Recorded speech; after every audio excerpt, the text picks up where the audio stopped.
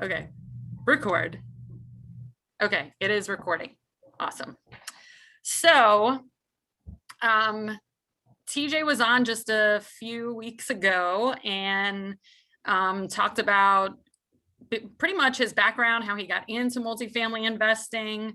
And most of you probably heard that story, but I think a few of you missed the original call. And I asked him to come back specifically because he was working on his deal analyzer and his spreadsheet and actually going over how he's analyzing these properties and what he's looking for. So he said, hey, if anybody's interested in learning about my deal analyzer, we'll come back. And so I'm happy to say he kept to his word. I got an email copy of it just about a week or so ago, and he said, all right, let me come on and go over it with everybody. So I'm super excited that he's back on.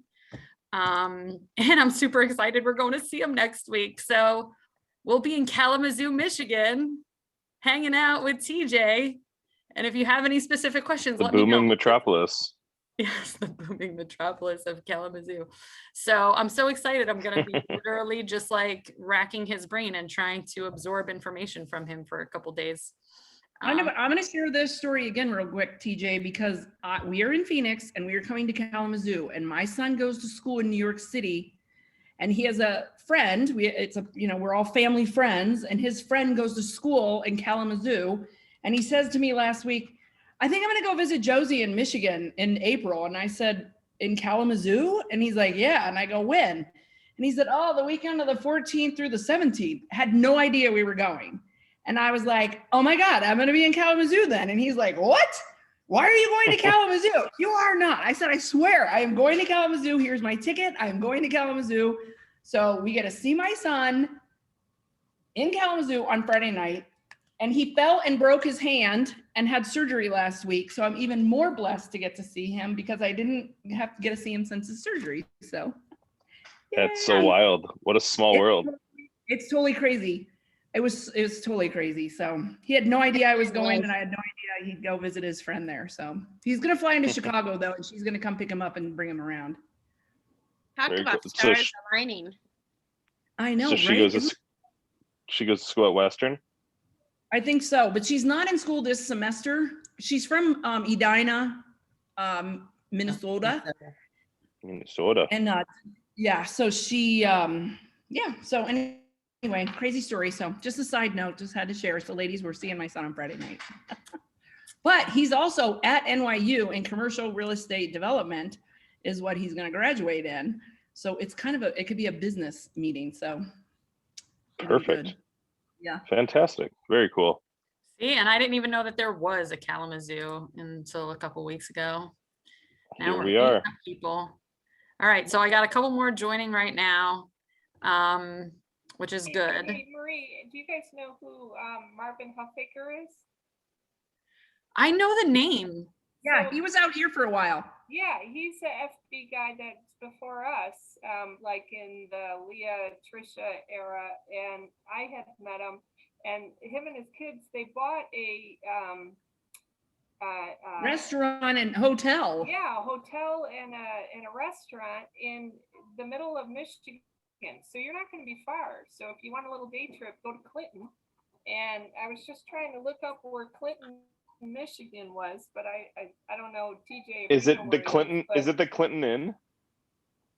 What's that? Is it Clinton Inn? The hotel. There's only one. I mean, who is it again? No, but I think you're right because I remember them showing it on the Fortune Builders Facebook group. I think when they bought that property. Marvin Huffaker. Yeah. I know that Clinton is. Yeah, so we had like a really long conversation about that because I was he had reached out and I literally like on Fortune Builders the day he posted something about like, does anyone know anything about Clinton? And I was literally in Clinton when that was posted, and so I'm like, I'm here, and so we got on a call and we talked for about an hour and a half, just looking at everything, and I was like, yeah, that was weird. That this whole thing is very weird right now. Yes. So he's still out there. I did some projects with him when he was here in Phoenix, but just great people, and his kids, both kids, one went to NAU, she graduated, and the son, they're out there running it, redoing it. And I don't know what happened with COVID. I know that he had posted, like, obviously Michigan was to the extreme. And so I don't know kind of where they're at with it, but if you guys are close, totally. We go back to the Midwest for the summers, and I'm usually in Chicago and Indiana. And so I was thinking, well, maybe I'll do a road trip. I got some friends in Michigan. I was thinking, oh, maybe I'll drive up there. So Yeah. go take a look. Yeah, I remember him posting about COVID, but he was getting hit pretty hard. So I don't know what because he had to close down the hotel and only do takeout for his food. And that was definitely hitting him hard. Yeah. I'm sure they'd appreciate a friend with faith. Yeah. See, it's a small fortune builder world. It is. All right.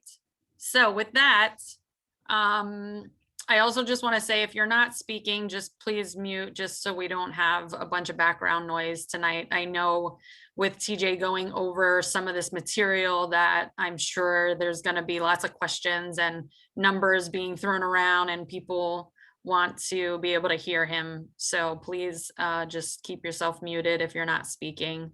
And with that, TJ, I guess for the people that missed it, do you want to just give like the 2-minute version of your background story? And then whenever you're ready, you can share your screen and start going over the deal that you had prepared for tonight. Sure. Yeah. So my name is TJ Cremeans. I'm in Kalamazoo, Michigan. 34 years old, married with 2 little boys. Been in real estate for about 7 years, and I started off in commercial title insurance, where I was doing title work for national lenders, developers, attorneys, and fell in love with the whole real estate game. So over the course of the 2.5 years I was in title insurance, I was involved with $1.65 billion worth of commercial real estate transactions. 70% of those are multifamily, and I knew I wanted to be in real estate on my own. I had no anticipation when I started or thoughts of getting into where we're at right now. Joined Fortune Builders through my father. I was asked if I wanted to join this stupid thing in Chicago one time. I joined with him, drank the Kool-Aid, and here we are now.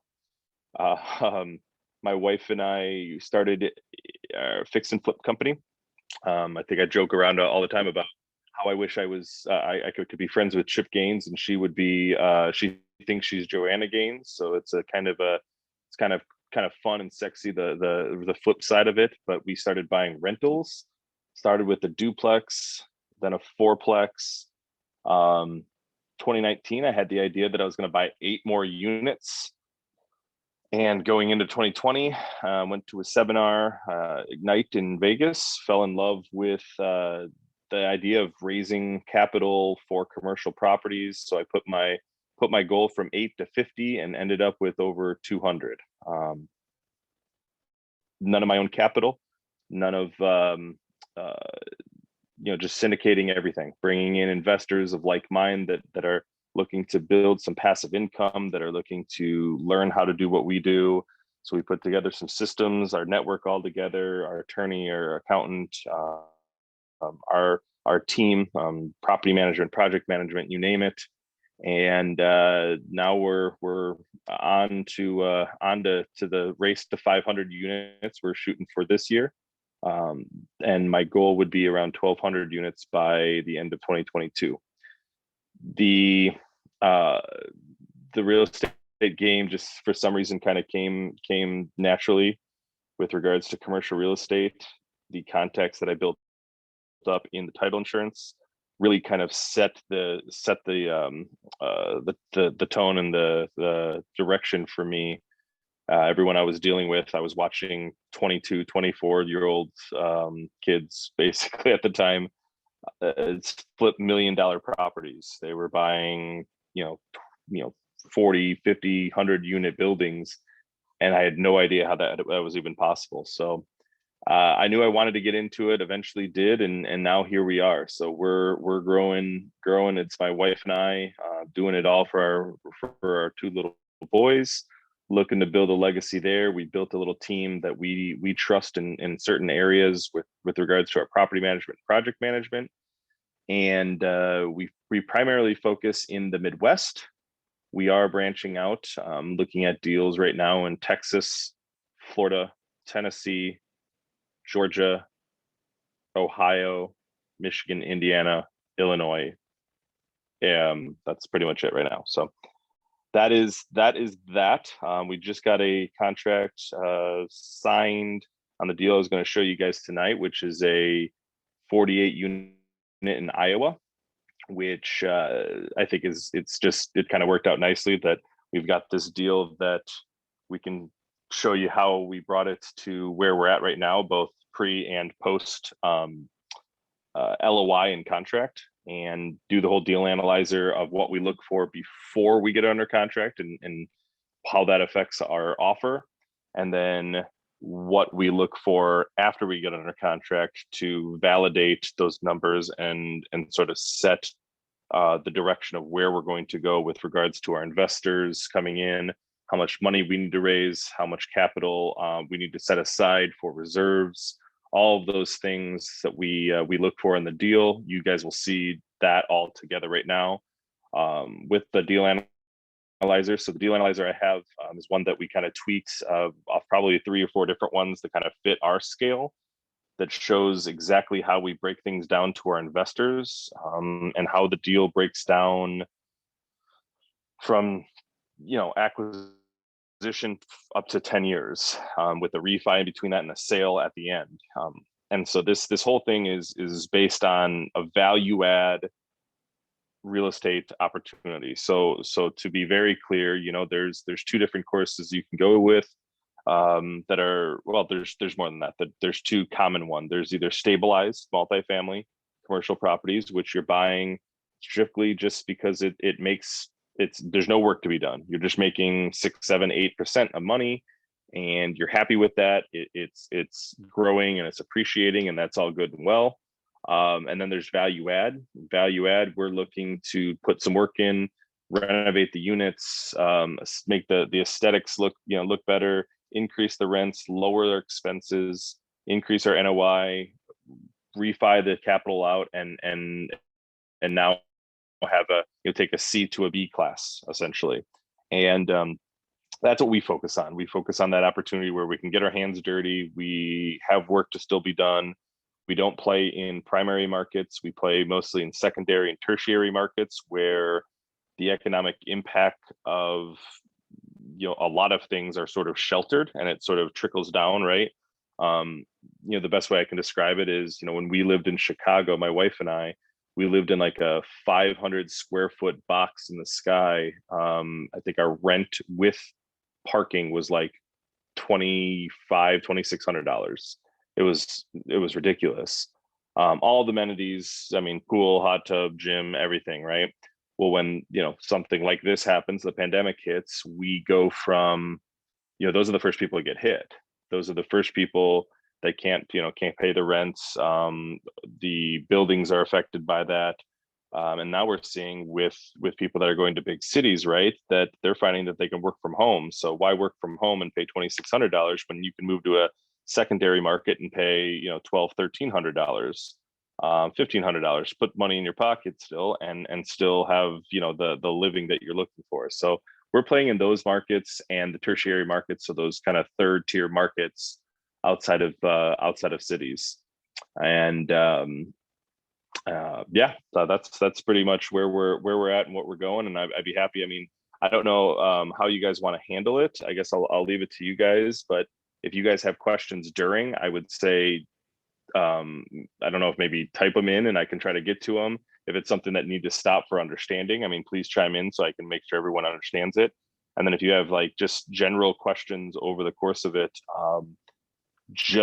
maybe write them down and I can come back and we can hammer something out. But if it's specific to something you need, by all means, let me know. That's what we're trying to do. So this is a deal that we are actively raising money for right now. I just want to make this clear. I am not raising money from you guys right now. That's not the intent. I just want to show you, while we have a live deal, what that looks like. So if you have interest, I would be happy to talk with you guys about that, but that is not what this is for. So I will share my screen. I think I have the ability to do that. No? You should. Okay, yep, I got it right now. Okay, so this is the deal analyzer. I should probably move this because you don't need to see yourself. This is our deal analyzer. This from top down, and I think the one I sent you guys has different tabs to it. I've just combined it all in one to make it easy for you guys to see right now. So this is a Cedar Rapids deal. It's Cedar Rapids, Iowa. It's a 48 unit deal. It's on 1.5 acres. We are buying this for $3.1 million. I'll get to why we and how we get to that analysis there. What I look for is this number right here. This, can you guys see this? All right, should I zoom in a little bit more? I'll zoom in here. So what I look for is for this number, the per unit price, which is obvious to factor in, is purchase price divided into the unit. I want that to be right at under 70,000. So we're close, right? It's not, there's some wiggle room there, but you can see why as we get further along into this. So TJ, sorry, but I'm going to interrupt real quick. So that 70 per unit, is that because you're in Iowa and this market and you know what the price per unit is in this market, or would that be a rule of thumb that you're looking at no matter which market you're in right now? Yeah, so great question. So that is general. I look for 70, and then I have to actually go back and then look at what each market is going to be.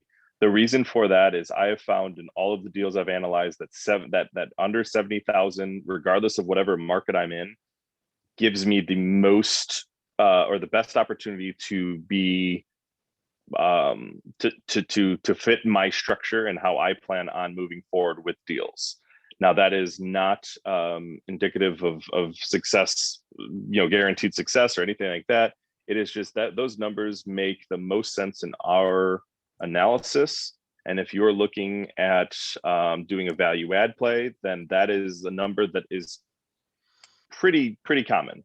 But you do have to look at each market, because you're going to be looking at market when like you sent me a DA or that agreement this afternoon. The average price per unit was like 80,000.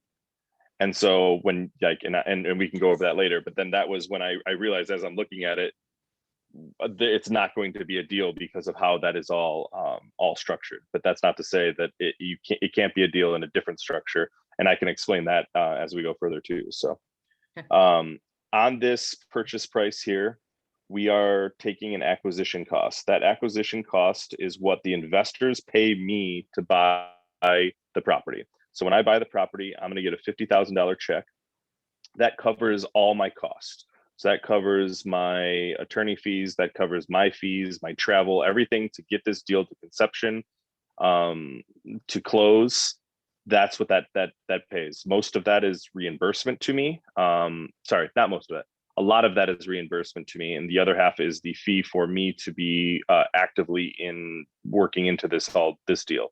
So total acquisition costs $3.1 million plus my 50,000 is 3.15, and then I am actually doing a $200,000 cash reserve. On this cash reserve, how that works is that is money I am raising from my investors to set aside to protect you, the investors, and the asset. All things considered. So whether that is a cap expenditures, whether that is value add opportunities. So maybe I'm adding an amenity. Maybe I'm going to do landscaping or refinishing of a parking lot. You name it, right? There's a plethora of different things, and we factor that in obviously when we do our walkthrough of what that looks like. That is also some of my repair costs. So in this deal, $75,000 is going to actually renovating the existing units as we speak. So $125,000 will just sit in a bank, protecting the asset to be able to manage and mitigate any short and long-term risk to the investor core.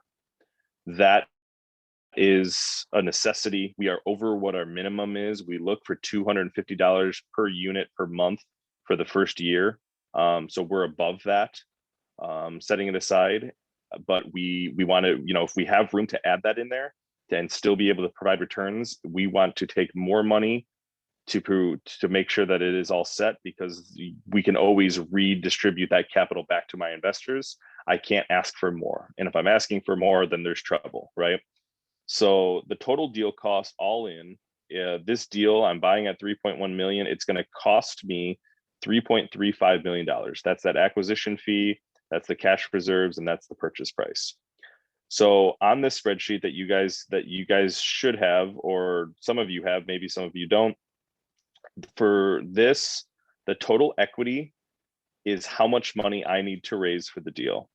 That is my down payment, that is my cash reserves, that is my acquisition fee, and that is in that order. And I make sure that it is explained that way, because I first and foremost need the down payment, that equity piece. Then I put that cash reserves, that's what's there to protect you and the asset. And lastly is that 50,000, that acquisition fee. If I don't raise the 1.2 million, I don't get paid. And so the way I structure this, and why I structure it this way, is to make sure that if I don't fulfill my obligation as the manager of this project, and I don't I don't raise the full amount of money, I'm the one that takes it on the chin. I'm the one that takes that cost. And so I don't put that obligation on my investors, I put that obligation on myself. And if I perform, then I can get reimbursed for that cost right there. The total loan amount is $2.17 million. So my note right here, I'll have $142,601 mortgage. That's at a 4.25% over 25 years. Now, any of these can change. In full disclosure, I know that we're getting, so if it's 142,000, our rate will be a 3.8%, and it will be at 30 years. We just dropped $20,000 or $19,000 off of our note every year.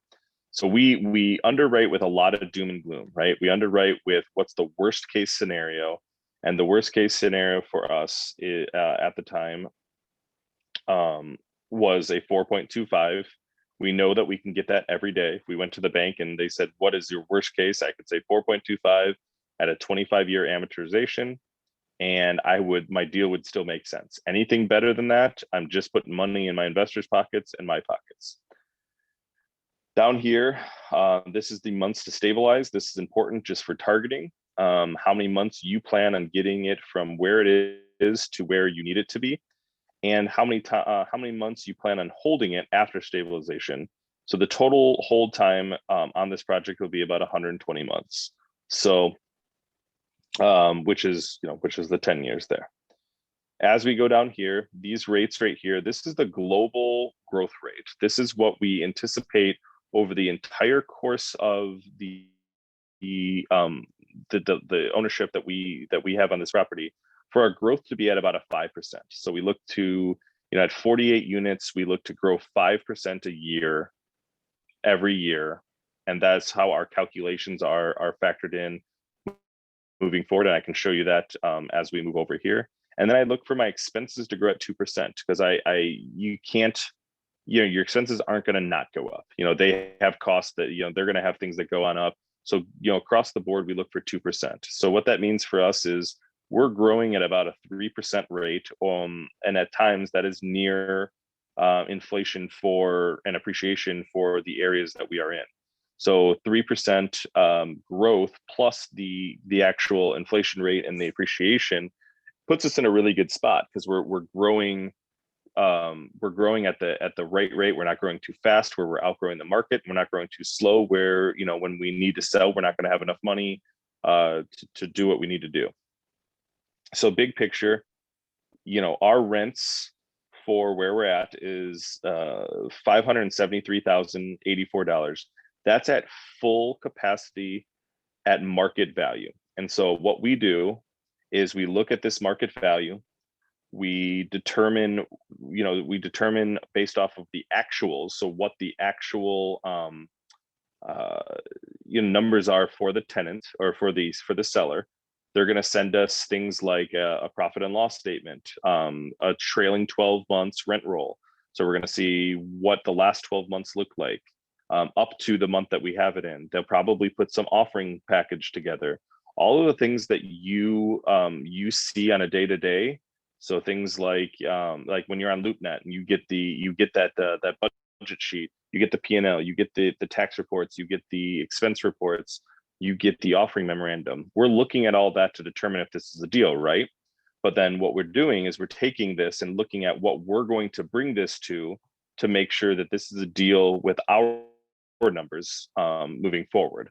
This deal is a little unique, and I'll explain why. But this deal is going to bring $573,000 a year at an 8% vacancy. We're factoring in, so we're losing around $46,000 to vacant apartments.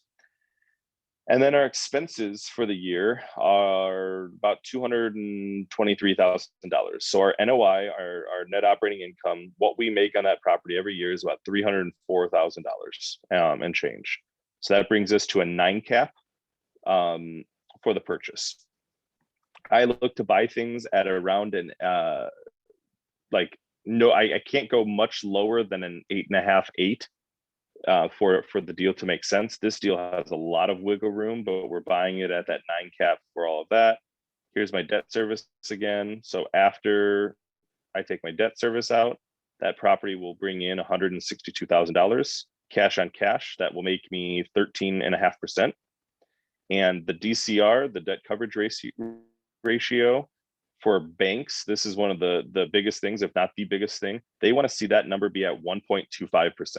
They want to see that is covering that your note or the income is covering, after all things is said and done, or the NOI is covering all things said and done, 1.25 times the mortgage.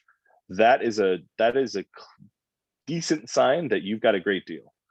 So the fact that we're at about 2.1, this deal made sense, and we literally right now have 3 banks that are fighting for who's going to loan us the money. So we have a good problem right now. Now we go down into the expenses part. This all auto populates up to this number. So as you're typing this on in, it'll populate up here. You can just override this. I wouldn't, because then you won't get a true look at what this looks like. But we've got our taxes, we've got our insurance, we've got all things considered, our management. Now our management, we look to be at 8%. You can see here it's at 6.8%. The reason for that is we're bringing a property manager that is managing a current property for us. They've agreed to do $36,000 a year. Actually, they've agreed to do $30,000 a year. So we've built ourselves in a little buffer there. I get paid an asset management fee every year to manage the property. So to work with the CPA, work with the tenants, to work with the investors, to handle the reporting, to do the leases, to do all of that stuff. That is my fee to do all of that for the year, to make sure that the asset is protected and good to go. Utilities on this is a combined utilities. I hate that. My suggestion for you, and I left it like this so that I could explain this. My suggestion for you is make sure that your utilities, if possible, are broken down per category. So water, sewer, garbage, electricity, whatever it happens to be, snow removal, you name it. If you could put a line item in there, please do that, because then you'll start getting a better understanding of where you're at with it and what you can start cutting costs. So when I present this and I look at this, it is very difficult for me to go and talk to an investor group and say, hey, this is how we're going to cut the water bill. We're going to pass on 50% of the water to our tenants with a utility charge every month, right? So we might have a $1,000 rent, but we might charge $25 a month for utilities. And so that all increases my bottom line. This is my general admin. This is my accountant. Basically, we're doing the reports and doing all the tax stuff. So I pay him through here. Here's contract services or maintenance. So this is, if anything goes set aside, I can pay for any overages on top of the snow removal, all of that. If I need to bring somebody in that was unforeseen, I've got that $5,000 sitting there just to protect that. That's every year, by the way. And then my repairs and maintenance is 42,500. I look for this number at minimum to be an 8%. At max, I would want it at a 12%.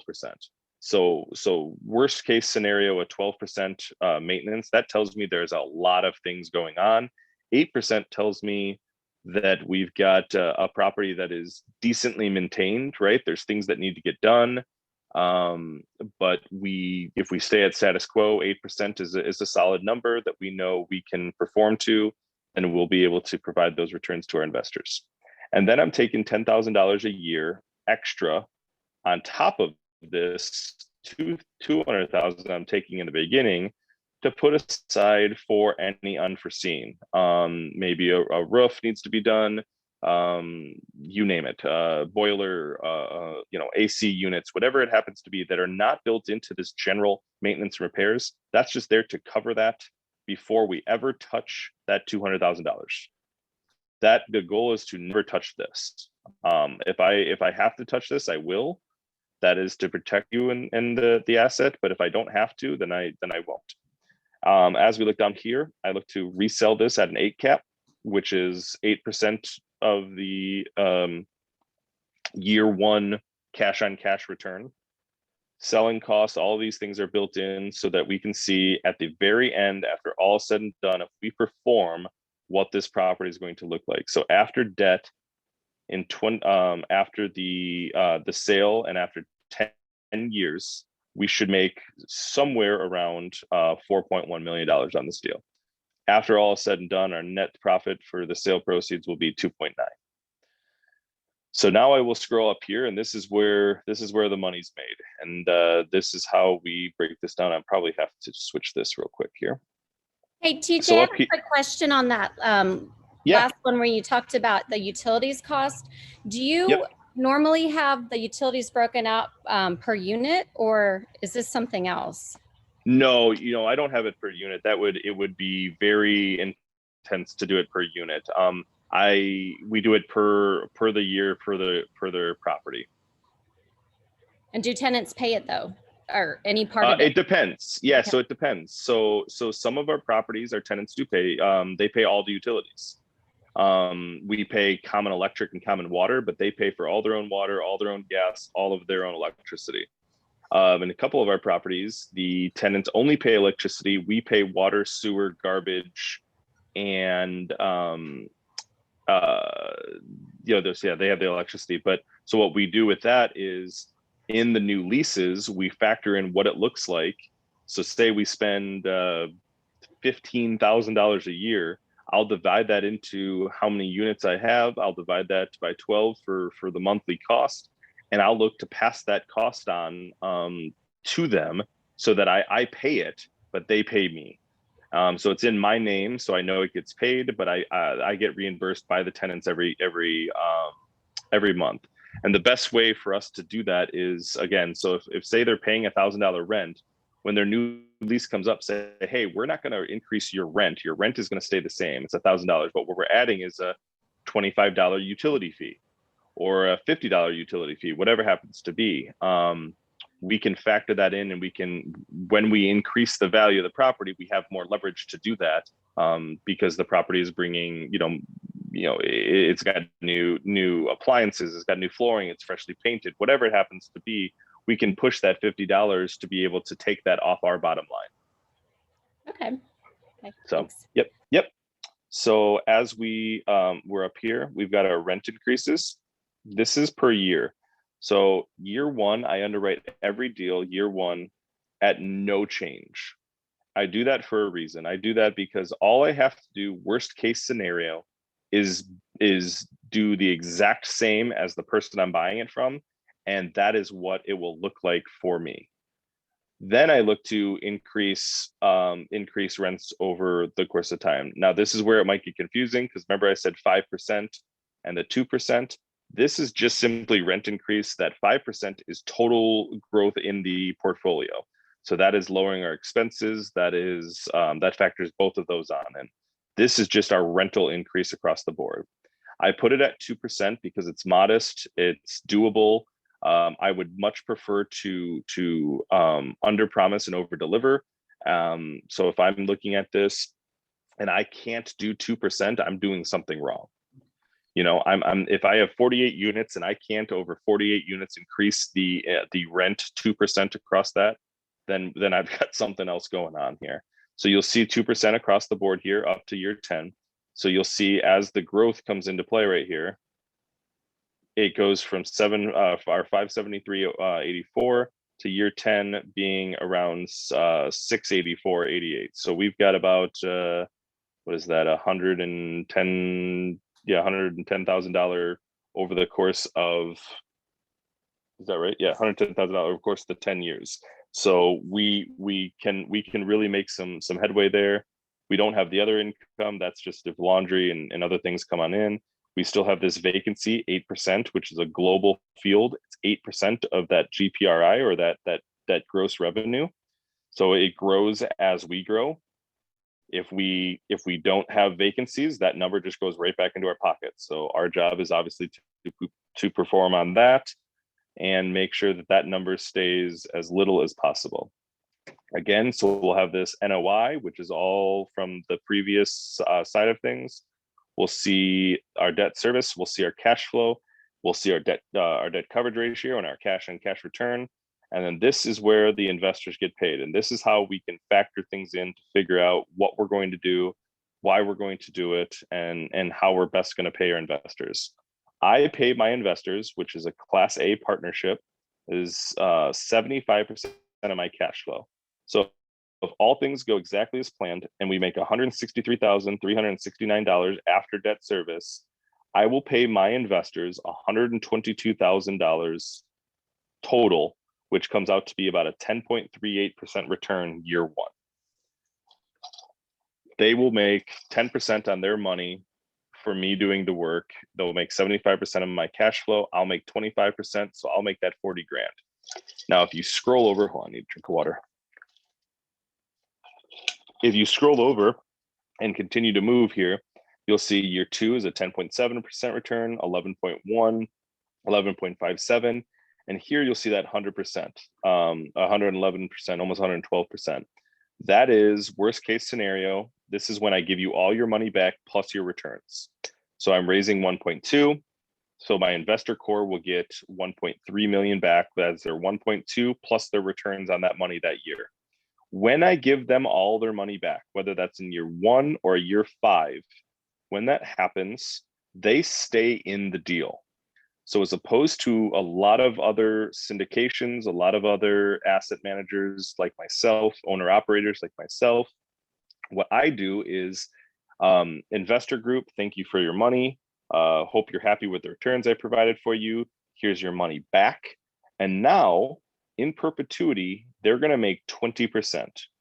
So as long as I own the property, they will be making money on money that's already returned back to them. Up to, there's 2% there, 2.3, 2.4, 2.5.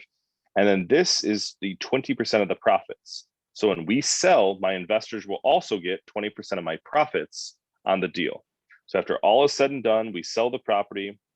I did not mean to do that. After we sell the property, I will make 3.4 million. The investors will make 852,000. I will pay them their money back. So all in all, they make about 5.84 times the equity that they bring into the deal over the course of the deal.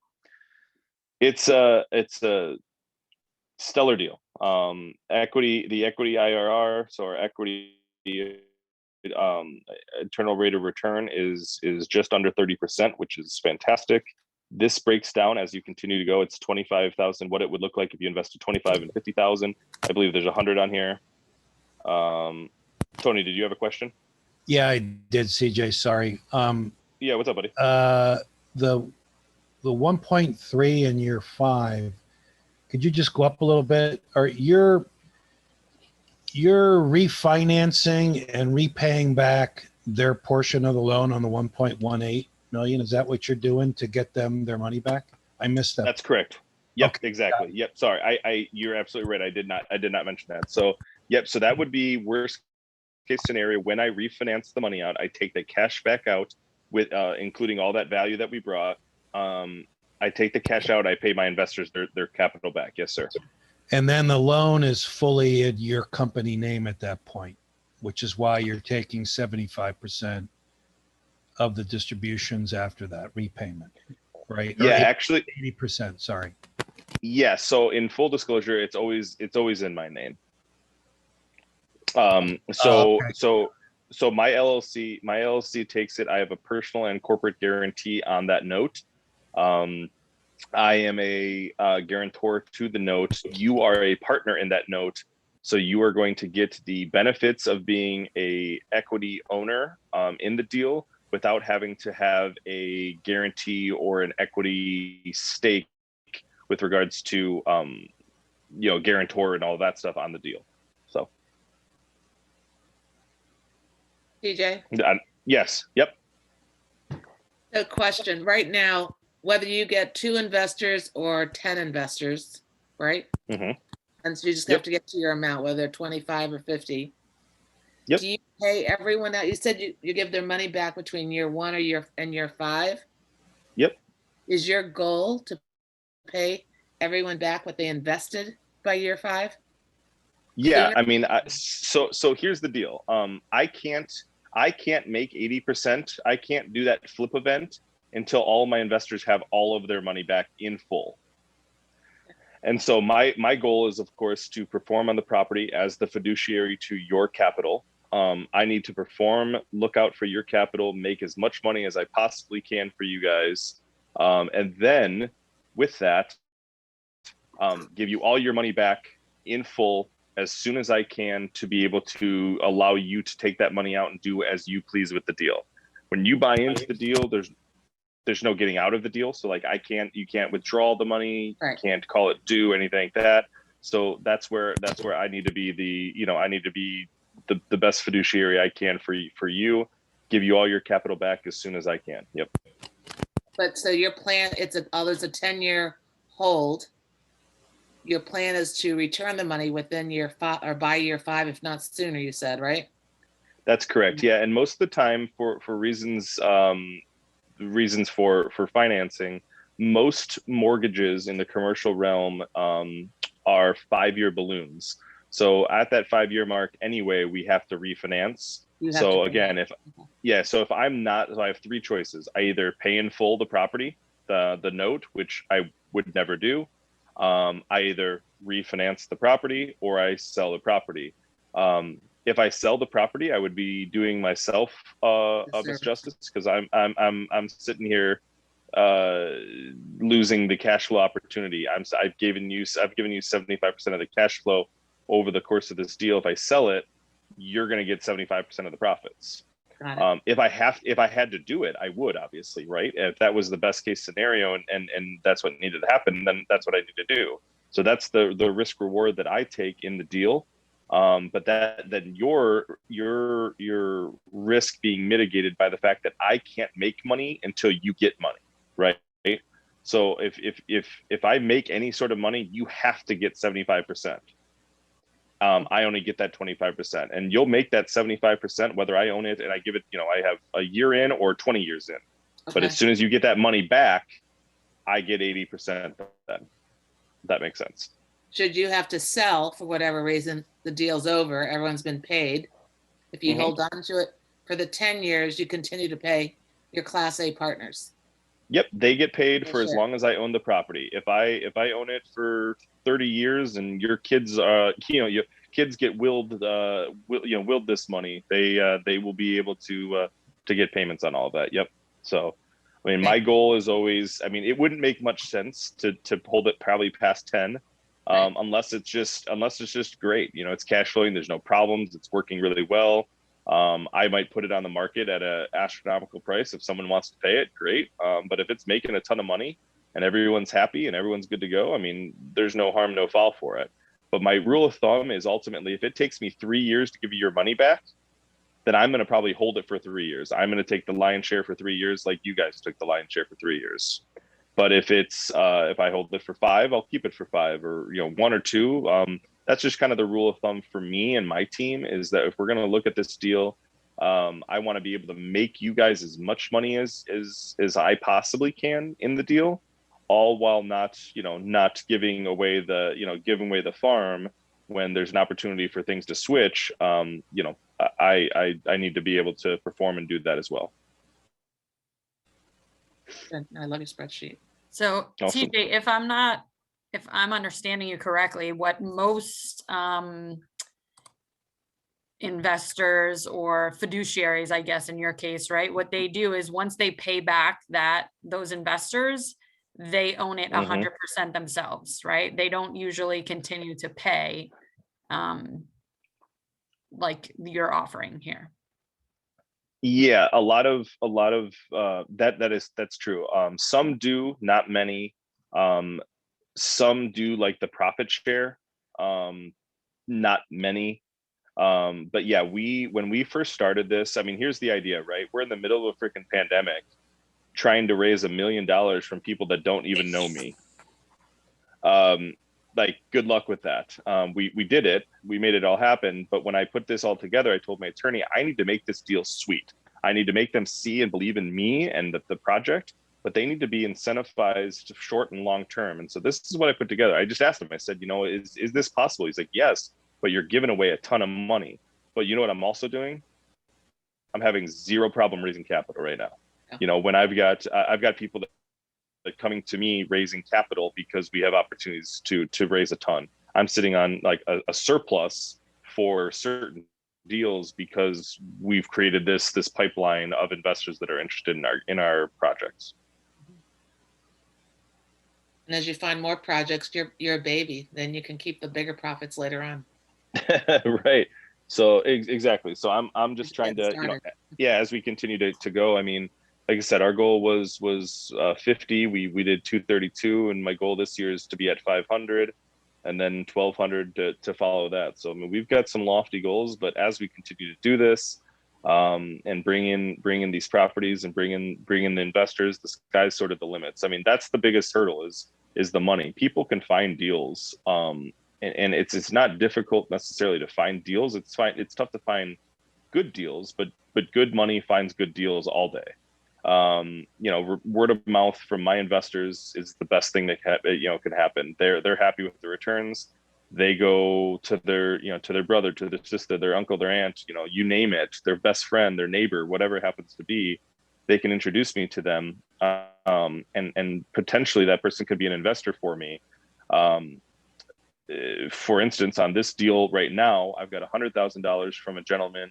My cousin was just he was at a party a few weeks ago. He's like, actually, I got a cousin of mine who's buying a property in Cedar Rapids. He just jokingly said, "Oh, does it need an investor?"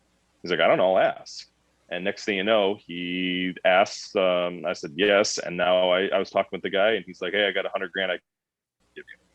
Never would have had access to that guy, and now because of his $100,000, his sister's going to come in for $100,000. They both came into the same amount of money because their father just passed away. So we turned, my cousin's relationship into, trying to make, make these two people, these two investors now some decent money on a pretty unfortunate scenario. So that's great. TJ. So as you, yep. Oh, where was I? Oh, back up where you have the equity multiple at 5.84%. Of course, and I just saw that it was different for each 10-year return. How does that formula work? Like if we put in 100,000, it's not that you multiply it by that number, right? Well, so if you look at this here, so this number is going to be different. This is over the entire deal, all things in. So this is the course of the deal. This is based on your investment total. So if you did $100,000, equity multiplier being 2.38%, that is factoring in all of your interest you made in those 5 years, your money back and interest you made over the 5 years afterwards, plus your money right there. So all together, that $100,000 makes what, $238,000 on the deal. So right here, total cash distributions of $237,686. So that's a quick way to look at, you know, if it's a good deal or not. If someone wants to invest in something, they look. Yeah, but you got to be careful, right? Because it's Okay. all subjective, right? If you're looking at this, I mean, that's great. Of course, you're going to double your money, but you know, if that equity multiplier say is 20 years, it's going to take you to double your money. Is it really worth it, right? And so it's all going to be based on the execution. I mean, we're looking at a 10-year plan with regards to worst case scenario. All of this stuff is worst case scenario. So at worst case scenario, you know, 10 years to make 2.4% your money or times your money. I mean, I think you'd be happy with that. I mean, especially that you're making double digits and then you make money in perpetuity, right? And we made a point of saying, you know, this is returns with zero investment basis. You have no money in the deal any longer.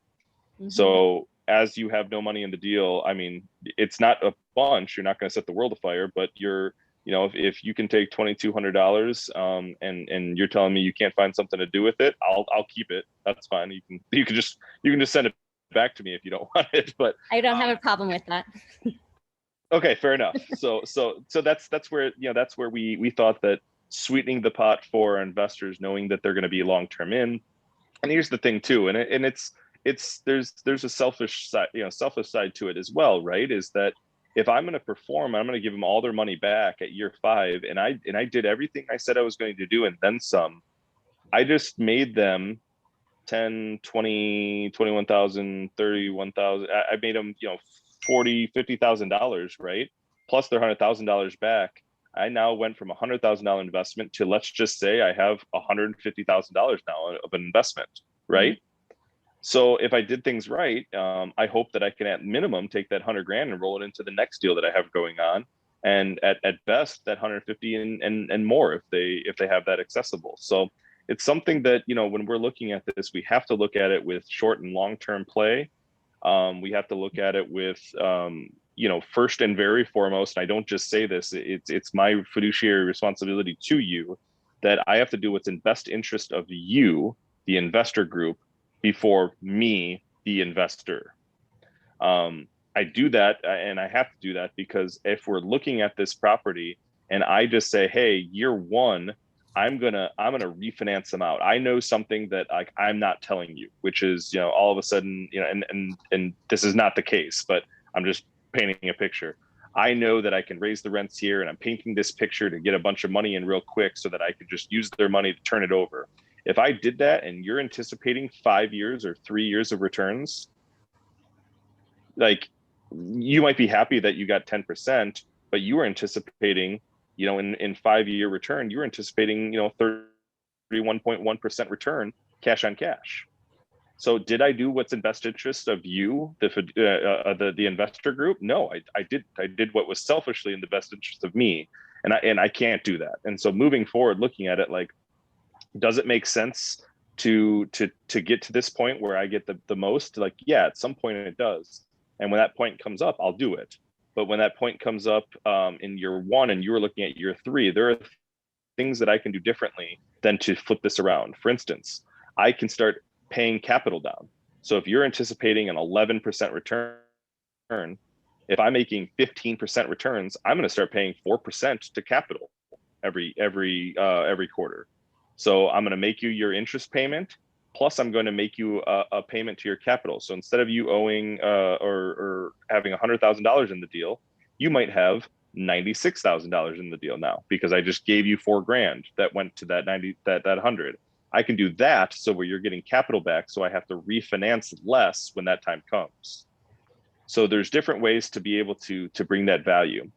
And then one thing that I kind of wanted to focus on with regards to seeing if while you're analyzing the deal here is these numbers you can switch at any time.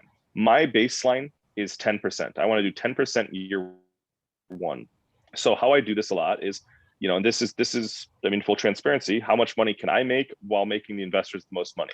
So if I did 70% returns and I made 30% returns, I took 10 grand and basically gave myself that. You're making 9.69, changes the deal a little bit, right? The equity multiplier goes from 2.38 to 2.34. So it's still not, you know, doesn't change it much. but you're under that 10%. And I don't like that. I want it to be at 10% year one. Just for ease, I can actually say we're providing double-digit returns. But what I could do is maybe I don't need $200,000. Maybe I only need $150,000, right? Now I'm back up at 10%. So this is where you can factor it in. So if I only needed $150,000, maybe, like, what happens if I did 35, 65, 9.4%? Okay, so now this is where I'm starting to see where I can play with this purchase price or my acquisition fee. This is where I have to find out what makes the most sense for me in my deal. And so with that kind of brings me to the section right here, which is my analysis on the deal. So this is what my max offer is going to be. So in a scenario like this, I am making, this property brings in $573,084. Okay. So if I'm going here, 573,084, the vacancy being at 8%. My expense ratio, I do not want it to be higher than 55, but I don't really want it to be lower than 40. So that 50 is a good rule of thumb, but here I can go right here and find out exactly what my rule of thumb is, or what my expenses are. 42.25%. So if I go to 42, let's just call it 42, and I know that this property is going to trade, or I'm buying it at that 9 cap that they're offering, the most I can buy that property for is $3.397 million based on all things considered. And I'm telling you this from the bottom of my heart, this is as easy as that. If you can find out where what the gross potential revenue is, what their current vacancy is, what their annual expense rate is, theirs, not yours, their annual expense rate, and what they're offering their market cap rate at, you can find out right there what your max allowable offer is. So now if I took that, call it 3.4 million, and I put in 3.4 mil, that won't work. 3.4 mil, this was 200,000, and I know I need the 200,000 because I did the due diligence on it. And I'm at 70, I was at 75, yeah, 75.25. You can see right now that the investors make 8%. That's not bad returns, but it could be better, right? Like I said, I want to shoot for 10%. So is that a bad deal? No, but for me and for what I'm looking for, being that I want 10%, I need to start playing with this numbers. So that's where we came down and we said, okay, what about 3.25 million? Still not there. So obviously, you know where this is heading. We went to 3.1 million and boom, there we are. She wanted $3.7 million. We came in with this exact calculator right here. And we said, the most I can offer you is 3.4. And I was clear with her. I said, most we can offer is 3.4. I'm going to offer you 3 million. And she's like, whoa, whoa, whoa, whoa. She's like, 3.4. How did you come to that? And I told her. And then she said, okay, well, can you do 3.25? I said, the most I can do is at this point is 3.1. That is my final offer, take it or leave it. And she took 3.1. So we are all in at our purchase at 3.1. And now the rest is history. So with that, as we move further into, TJ, sorry, just real quick, can you go back to your quickie calculation? Yeah. My quickie calculation. So this is based off of their actual data, right? Not like the pro forma that they're putting on LoopNet or whatever that's saying you could potentially get this income, because I feel they inflate the numbers and do crazy stuff, right? Yes. The best way that it was described to me is performa as pretend. And I stopped pretending when I was 10 years old. Like I don't have an imaginary friend anymore. If you were able to do what you say this property could do, I'll buy it at that. but I'm not going to buy the property on what you think it could do. I'm going to buy it on what you actually are having it do. Yeah. And these brokers are, I mean, they know what they're doing. I mean, they look at it, they say, hey, yeah, I know my seller's got this going on, but look at what this property is. And they build themselves in that buffer, right? This is the same formula they use to come up with a offering price. More often than not, you're going to look at this and it is going to be like dead on to what they're asking. But does that make it a good deal for what you want to do? That's where you have to figure out, okay, how am I paying my investors? How is my value add going to be in there? Is there enough value add? Or if I'm just buying right now for the returns and I'm looking for that 8%, this is a good deal at 3.4. There's no reason for that. But then if I do here and hit a 50%, look at that. So I'm under what my asking is. So because we're able to perform at that 42% expense ratio, that's where that offer comes into play. But any higher that number, the lower this goes. And the lower this number, the cap rate, the higher this goes. So if I bought this at a 7 cap, 4.3 million. If I bought it at a 10 cap, 3 million. So it's depending on what they're offering. So whatever they're saying to you that the market is asking for, I'm going to use their number, their data, their information to plug this all in to find out where we're at. And that is, I mean, that's what we do. So when I've some of you guys won't call you out, but some of you guys we've been on the phone doing this, right? Where I'd say, hey, I need the gross potential income, I need their actual vacancy, and I need their expense ratio, what the market cap rate is in that area. You give me that and I can tell you if we have a deal. And we've been up to like $2 million off, right? We've been spot on. Some things have been spot on. And so now we have to look at it. If it's within 5 to 10%, this number to what they're asking, I'll look at it. Because it might be a scenario where their expenses are really high. Maybe their management is really high. Maybe their income is low. Maybe they're just not able to get it. Maybe they ran out of money and they're not looking to renovate the properties anymore. So if I can come in and just renovate it, does that bring that cost on up? I'm still going to buy on their numbers, but maybe that deal does work at a higher price because I know that I could quickly in 90, 120 days bring the value up significantly, right? So that's where knowing the whole game plan, the whole structure is going to make the absolute most sense. How you buy is where you make all your money. If I overpay now, there's no going back, and I'm not going to be the person that reinvents the wheel or changes the market that I play in by buying something like a jackass. Pardon me, but I mean, again, if I'm a fiduciary for your guys' money, I can't. I can't go to bed at night, and I can't be proud of what I'm building for my two little boys if I'm spending money that I shouldn't. So that's where that all goes into play right there. Yeah. So TJ, can I ask you to, at some point before we get off the phone here, to do this quick 10-minute offer on the Tallahassee property? 100%. I can tell you right now, this right here, this most of the offerings and that one included are not going to have a asking price. The new thing that I'm seeing quite a bit is asking price equals market driven price. Right. So they actually don't put a price out there. They're just like, make an offer. Yeah. And you tell me what this property is worth. And I'm like, I get it, but come on, guys. Well, I will tell you what the broker told me over the phone, though, because they did give me a number over the phone, even though there's nothing. Okay. Well, no, so that's good. So that's a good base points to look off of all that. Okay. So before you jump into that, though, I want Michelle to ask her question. Yep.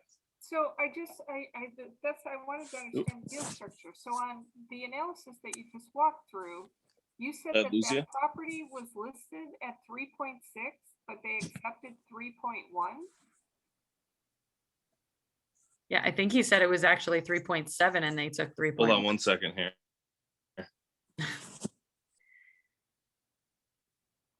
TJ's having technical difficulties with his headset right now. He's like, wait. For some reason, Michelle's volume seems There really we go. low. I don't know if it's for everyone or just me. I agree. I can't hear Michelle well either. I Yeah. think my headphones fell out. Or my headphones died. I'm sorry. That's okay. I'll go to here. So Michelle's question you're fine. was that it was listed for 3.6 or 3.7 and they accepted 3.1. And you went through and showed them the analysis that the most you could pay is 3.4, but you were only offering them 3.1. Yeah, I told him I saw the property value worth 3.4 max. And I said, so 3.4 being what I see the property worth, I'm willing to offer you 3 million. Wow. They said she was caught off guard for sure. And I said, like, I'm buying off of what you're doing, and you know that it's underperforming. You know that you're not at the rents that you should be, and I'm not paying on hopes and dreams, hopes and dreams and thoughts and prayers. Like, we're going to buy on what you're actually doing. And so 3 million's my offer. She came back, final offer. She said, final thing, take it or leave it at 3.25. I said, I'll do you one better. My final offer at 3.1, take it or leave it. And like, you have an hour to decide. And she was like, fine, we'll take it. I'm like, sounds good. Contract will be in your email later today. And it's just, and it's, there's no emotion to this. Like there truly isn't. It's all number driven. That's what I really like. TJ, were you dealing with though a broker at this point, or are you dealing with the seller directly? Yeah, we were dealing with the broker, but she's very, very much on all the phone calls. It's a very. The seller was? Oh yeah. Okay. So the seller, the broker sent us a email, or sorry, not an email, a text that said, I want you to know that my seller will be on the phone. She won't speak, but I need to do right by you and let you know she's on the phone. And I'm like, okay, sounds good. So we get on there, and she's like, I'm anticipating her saying nothing. Well, she started right out of the gates, and she took over the whole conversation. I'm like, oh, it's gonna be like this. I'm like, all right, but I like, but then it made sense, right? Is that she was in over her skis. She was emotional about how this whole process was going to go. She didn't want to be taken advantage of, and I told her, I said, I get where you're coming from. I understand that there's a long-term play that you had set, and you didn't hit that, and there's frustration, and there's maybe embarrassment. There's a lot of this stuff going on, but it's like, listen, this is all numbers for me. So if you're willing to take your numbers and look at the true analysis of the deal, I'm willing to work with those numbers, but I'm not willing to work off of what you think this property is going to do. If you were able to get it to that point. And she saw it. I mean, we sat down and talked, and part of the agreement was when we close that we'll have a steak dinner and a glass of wine together and laugh about the whole closing. So she's been really cool since then, but it was very intense during the negotiations for sure. So TJ, you do this closing, or you do this offer without having the actual money raised. I mean, I know you probably won't have any problems. What if for some reason this happens, and is it like a 90-day close? Yeah, so we build in a lot of contingencies to it all. We ask for, and I can show you how it all looks, but we have 30 days of due diligence. So from the day that I get the very last piece of information that's required in the contract, the clock starts. So from that day, I have 30 days to analyze the property and all the paperwork. So all of her taxes, all of her P&Ls, all of her contracts, all of her vendor costs, all of her expenses, all of that stuff comes to me, and then I can analyze this deal on a in-depth level. Her rent rolls, her maintenance requests, all of those things. So I get to see that all. So going into the property, I know who the problem childs are in that property, right? If unit 34 is constantly every month 5, 6, 7 maintenance requests, unit 34 is getting a rent increase the day I own that property, or they're getting out of the property because we're not gonna deal with that. Then there's a 60-day finance contingency. So at that 60-day mark, the bank needs to have at minimum the down payment in a bank account. They need to see that it is in escrow. They need to see that it is available to close, and then they will give the clear to close. If they do not get the clear to close, we either have to ask for more time, or at that point we back out of the deal. So we have 60 days essentially to raise all the capital. We'll be fully funded probably around 45 days.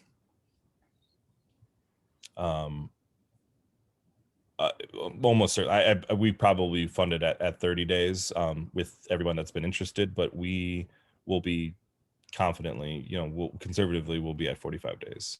And then at 90 days is the close. So if it's mutually agreed upon, we can close before all of that, but that 30 days gives us time to plan for the closing, gives us time to start marketing, gives us time to notify the tenants, all of that stuff. So if we have clear to close, we know that we're buying in 30 days anyway. So we reach out to those tenants.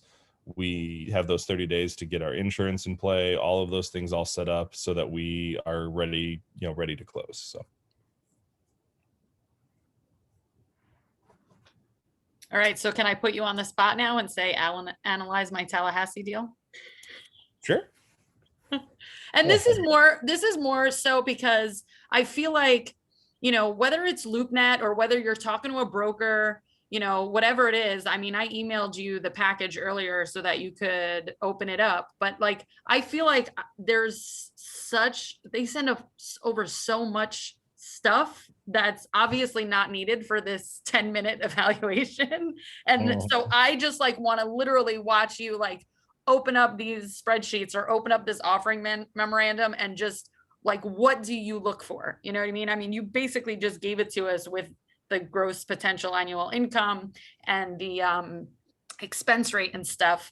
But honestly, I feel like with the spreadsheet that they sent me, I can't even find just those 3 numbers. It's just so much crap in there. You know what I mean?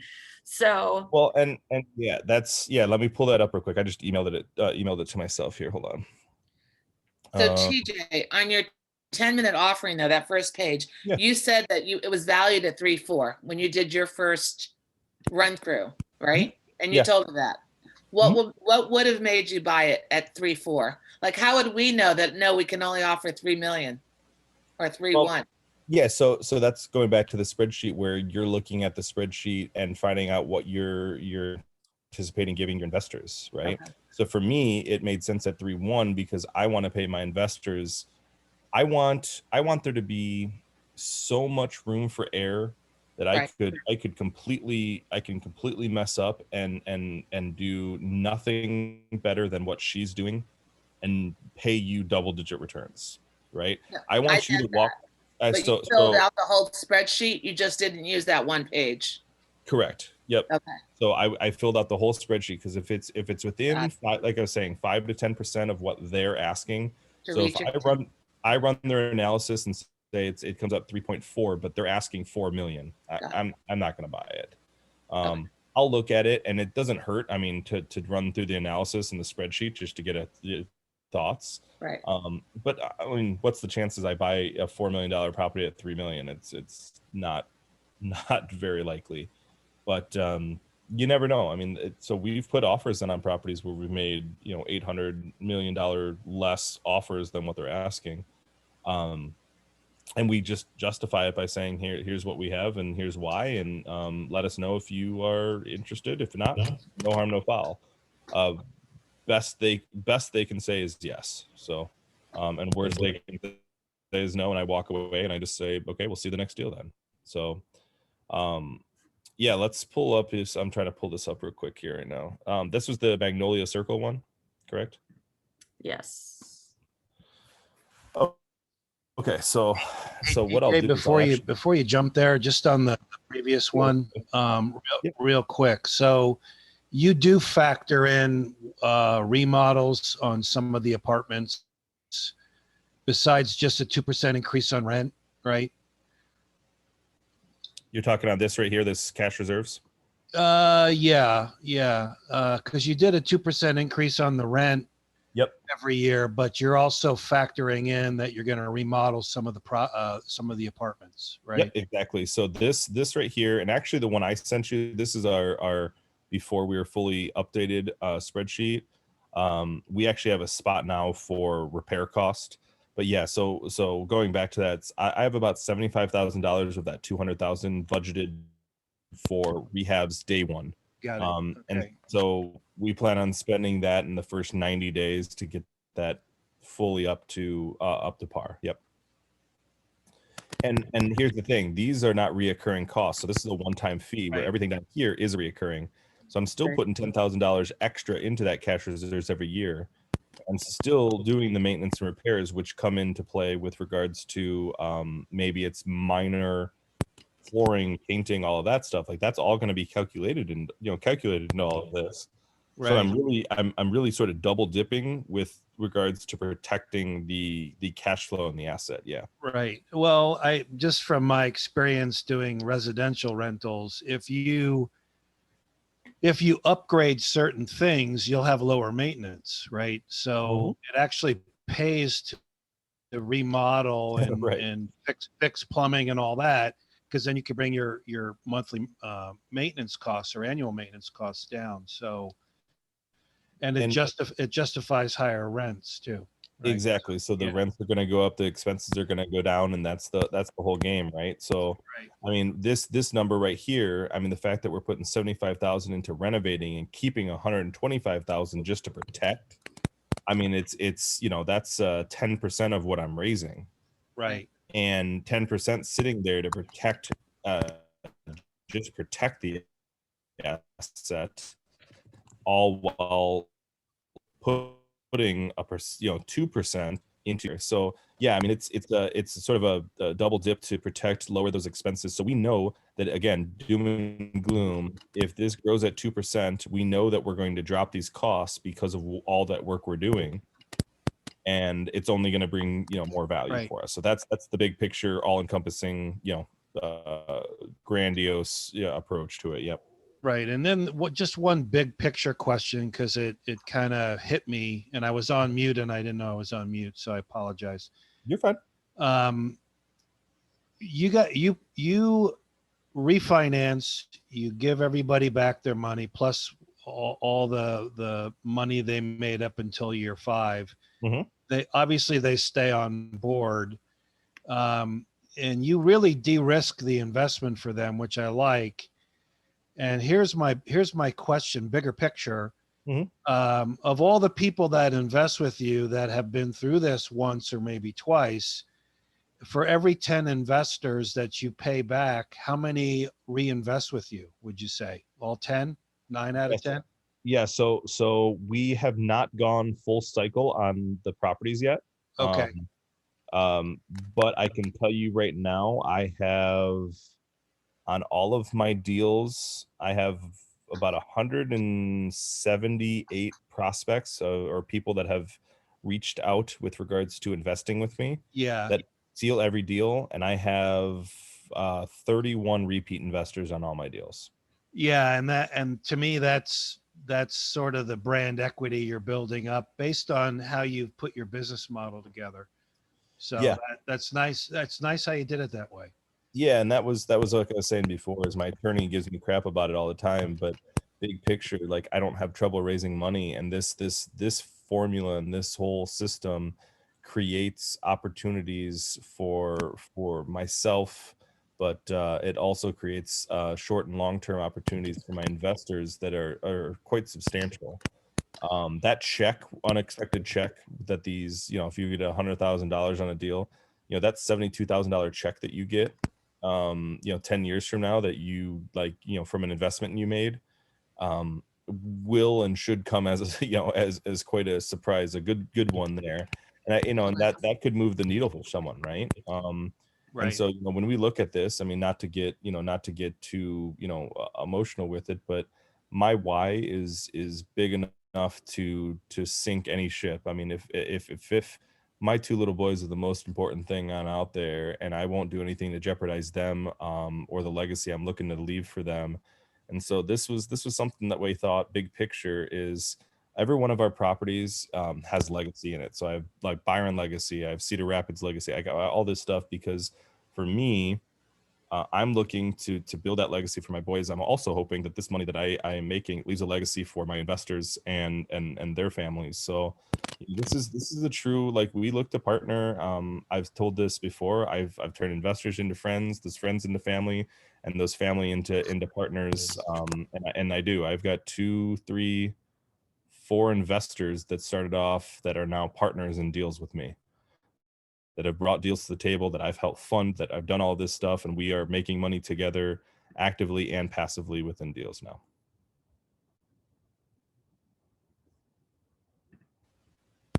Great. Thanks a lot. No problem, Tony. Appreciate it, buddy. All right, so let's pull this one up here real quick. So the due diligence.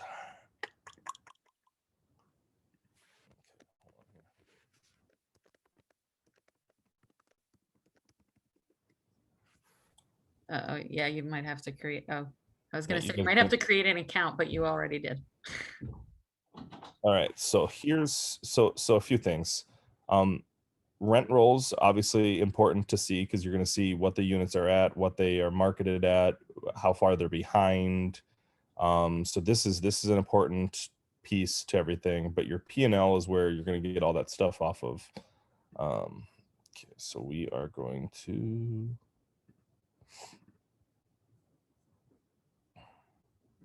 so let me go full screen here. So this is a 12-month from February of this year to March of last year, all things encompassing this. The best thing you can do for that NOI is simply to go right down here. You're going to see your operating expenses. So it's going to tell you total operating. And then right up here, total operating income, it'll tell you all that. So there'll be an income section, which why they don't differentiate that, I don't know. That's incredibly bothersome. So hold on, let's do whatever.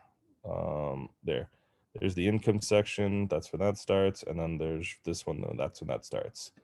So on the total income should be right here. So 418, 784.65. So if we go to the, oh dear. I'm on my different computer because I thought this one would be easier, but apparently it's not. So scroll here. Hold on. I'm sorry, guys. So it was 418, 784.65. So 418, 7, we'll go 785. Then we're gonna have to go back to their current rent roll to find out what their vacancy is.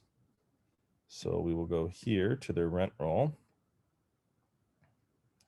We will see currently, it looks like that one's 100% occupied. So they're showing no vacancies that pre-leased. So they'll say vacant if they were. So they're pre-leased. Let's just go with the fact that it's not. So this is a perfect scenario here. If it is not and they are 100% occupied, where's this friggin' spreadsheet? There we go. Good Lord. I'm sorry. Where is the spreadsheet now? There's this right here, this one. So if there is 100% occupancy, you have to put something in here. So this is where we kind of looked at the economic and physical vacancy. So if you have a physical vacancy, use it. Use that before you use economic. So the physical vacancy is currently at 0. For me, I run that number at 8 to 10% for sake of conversation, because if you're factoring in right now the fact that this is a global 10% across the board is going to come off of the rents.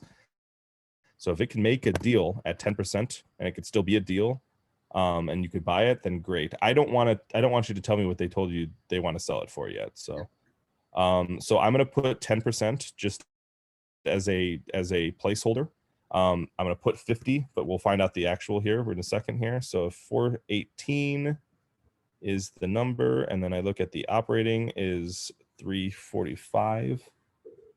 This is where I told you I could tell you right now it's not a deal. So 345, 996 divided into the 418, 784. So that is an 82% expense ratio. What is the cap rate they're offering it? Did they is that on there? It should be on the offering right here. So in the offering memorandum, it should bring up.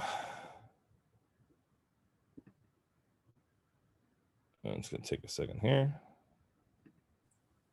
I think he told me over the phone 6.9, but The cap rate? yeah. Okay, let's just say it's 6.9 then. So the total offer on that price is 9.83 because this expense ratio is ridiculously high. So the reason for that. Just going back, you put in the expense rate and it's calculating the net operating income. You weren't using the actual NOI from their spreadsheet. You're in your little 10-minute version, you're calculating. Well, their NOI is 72 and we're at 67. Gotcha. Okay. We're at 67, right? Because right. We had the 0% vacancy. Right. So they probably have somewhere around a 3%. They probably have a 5. It's probably 5%. Okay. So 5% puts them right at that number, 70. Yep. So I put that little bit of doom and gloom in there. So their expenses at 82% is absolutely ridiculous. Nope, here you go. Of course, now it pulls up. But so this is where we would look at the expenses and find out where the hell all of their money is going. I go instantly down to this bottom line where I can start to see each month how much money is being spent. Looks like right here, why they have a negative electricity, and then the rest are here. That would be something why they had 18,000 right here. This is one where they're clearly paying all the utilities. Cable and internet is in here. Garbage recycling. So all of their utilities are 92,000. So out of 92,000, if I took that, so call it actually 93,000, divide that into 418, the income, 785. That's a 22% on just simply utilities. That is way high. That's ridiculously high. So now if I'm looking at repairs, like here, this is why I'm saying those repairs have to be at that 10% or that 8 to 10%. Right here, they did $1,500 of repairs. This tells me a couple things. Either these are brand new units, which I know these are rather renovated because I've looked at this. So the units are, where's the internals? I mean, there was internal pictures. I know there were. I know that the units have been touched. I don't know if it was one of the other things, but they've updated these units. So there's going to be, to Tony's comment earlier, they probably put a bunch of money into this and the cost is lower. Plumbing, key, roof repairs, all this stuff. Like it seems like there's a lot of ancillary charges that they are taking. Carpet cleanings, okay, general maintenance and labor. All of these things obviously add up, but the fact that they are adding up and they are at $345,000 a year is crazy. So what I would do is scroll over and I'd start looking at these months. So we have 22,000, 23,000, 28,000 is the highest, 29,000 the highest. So what started happening in these months? My guess is when they started turning the units, when they started to renovate a bunch of stuff and all of these costs come in. So like, what's this line item of 18,000? That is electricity. That would be indicative of they were spending a ton of money on electricity to turn the units, right? They were probably spending a bunch of money these months to turn the units because all these other months was 5,000. Somehow they the electric company paid them, so that's interesting. They must have which- overpaid. Yeah, however they did that, I mean, that's a key factor. So Yeah, these, they're definitely poorly managed. The only other thing that I do know from the conversation with the broker is that this used to be student housing. And they actually converted it to families. So they've done some major renovations to now put families in there instead of students.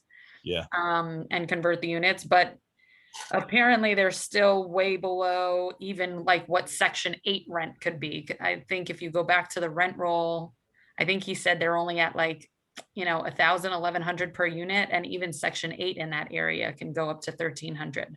So the broker saw the upside of like potential rents. So here's the exact dilemma that you're in, right? Is so they're pre-listed right here at 950. 950 pre-listed. I don't see any on this one. So they are listing these properties and getting them pre-listed on renovation units at under what they're already getting for units. Right. That is asinine. There's zero reason that at minimum shouldn't be 1,100. Unless they are polar opposite units and whatever, and that's possible because they are different. They are different. Every buildings. single one is a 4-bed, 4-bath unit. Okay, so then no, there's no reason for that, right? And so yeah, so this is where you know, you look at it, right, and you say, okay, so if I'm buying this at, you know, I'm buying this and I'm looking at these rents, I know that I'm anywhere from, what's the lowest rent? 850, 775. Holy shit. Pardon me. Sorry. 775. I'm you know, I'm $325 a month I'm losing on this Kia price. Why would they pre-list? What would be the purpose of that? Well, probably they were probably looking to get them pre-listed so that when they market this, they can show no vacancies.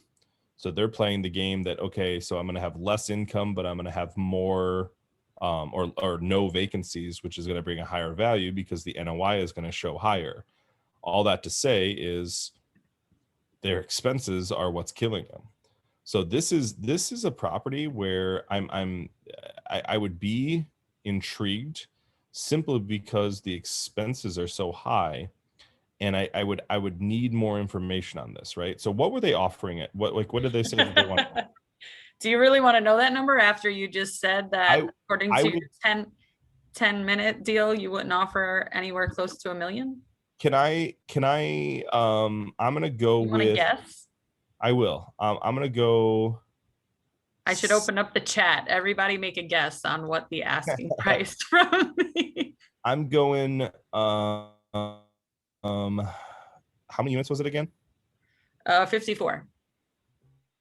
Hold on, let me see if I can do this math real quick. So 54. I'm going 5.2 million. Less than that. Okay. Closer. So 4.5. Marie, you were on the phone with me. Well, I'm saying, did they say 4.5? No, that's not what they said. 4.2. They said 3.9. Oh. 3.9. Interesting.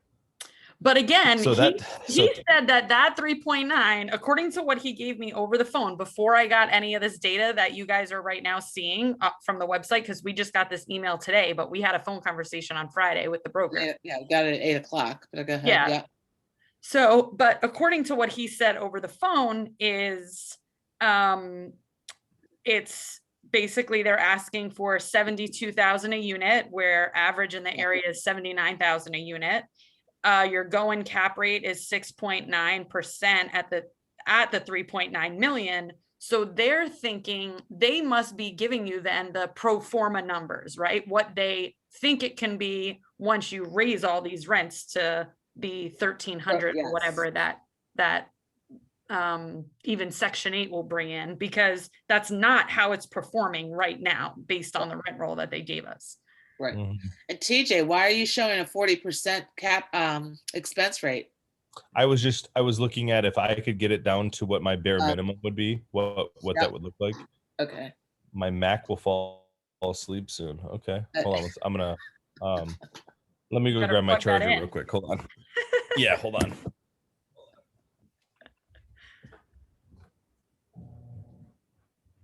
So that's the bottom. They gave you the pro forma rate instead price instead of, which is what will happen often.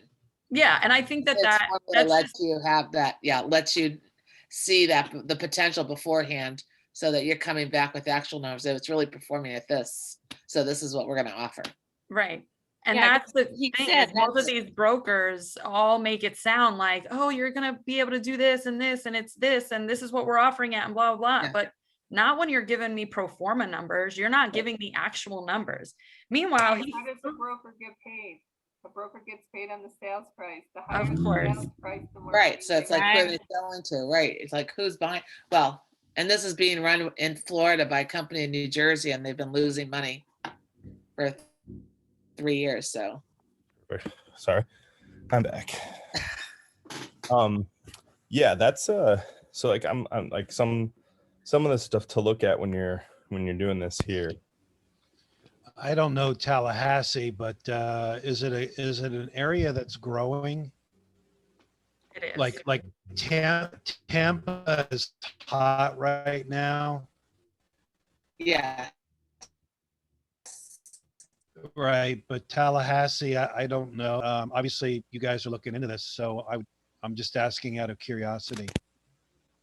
Well, we didn't call asking about Tallahassee. We called asking about Orlando, and this just happened to be a listing that the agent that we spoke to, or the broker that we spoke to, had. So he said, why don't you look at this deal? So we hadn't done market research on Tallahassee. We just. Oh, okay. Yeah. Got it. So Did you find this on LoopNet? No, this was just a broker that Marie had met before. The other Marie B that's on the phone. How awesome is that? We have two Marie B's. Marie CT and Marie AZ. So Marie in Connecticut had met this broker before, and we just gave him a call to start just building the relationship and asking about the Orlando market. But he also does Northern Florida, as well as college apartments kind of all over the East Coast. That's what his specialty is. They specialize in student housing. So this started as a student housing unit.